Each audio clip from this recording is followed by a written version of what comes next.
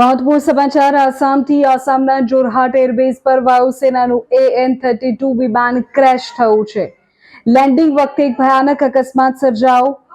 Runway પર ઉતરતા જોરદાર આગ લાગી બ્લાસ્ટ થઈ ગયો। એરબેઝ પર ઇમરજન્સી એલર્ટ અપાયું છે। ફાયર ફાઇટિંગ ઓપરેશન શરૂ છે।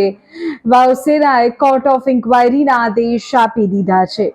વિગતવાર સમાચાર જોઈએ તો આ વખતની અત્યારની સૌથી મોટી ચિંતાજનક ખબર દેશના સંરક્ષણ ક્ષેત્ર સાથે જોડાયેલી છે।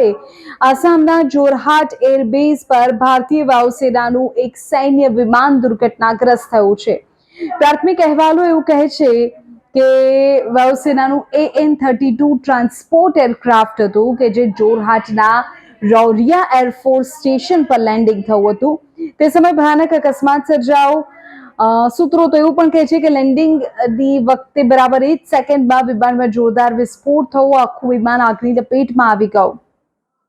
આ અકસ્માત કેટલો ભયાનક હતો તેનો અંદાજ એ વાત પરથી લગાવી શકાય કે ઘટનાને પગલે તુરંત જ જોરહાટ એરબેઝ પર ઇમરજન્સી જાહેર કરવામાં આવી। ફાયર બ્રિગેડની ગાડીઓ ઘટનાસ્થળે પહોંચી આગ પર કાબુ મેળવવાના પ્રયત્નો શરૂ થઈ ગયા। વાયુસેનાના ઉચ્ચ અધિકારીઓ તાબડતોબ ઘટના સ્થળે દોડી ગયા। આ દુર્ઘટનામાં વિમાનને કેટલું નુકસાન થયું છે, કોઈ જાનહાનિ થઈ છે કે નહીં તે અંગે સત્તાવાર વિગતો ટૂંક સમયમાં સામે આવી જશે। પણ ભારતીય વાયુસેનાએ સોશિયલ મીડિયા પ્લેટફોર્મ એક્સ પર આ દુર્ઘટનાની સત્તાવાર પુષ્ટિ કરી દીધી છે। વાયુસેના દ્વારા જણાવવામાં આવ્યું છે કે અકસ્માતનું ચોક્કસ કારણ જાણવા માટે કોર્ટ ઓફ ઇન્ક્વાયરીના આદેશ આપી દેવાયા છે કે ઉચ્ચ સ્તરીય તપાસ થશે। આસામમાં થોડા મહિનાઓમાં વાયુસેનાના વિમાન સાથે જોડાયેલી આ બીજી મોટી ઘટના છે જેને લઈને અત્યારે સૌ કોઈ ચિંતિત છે।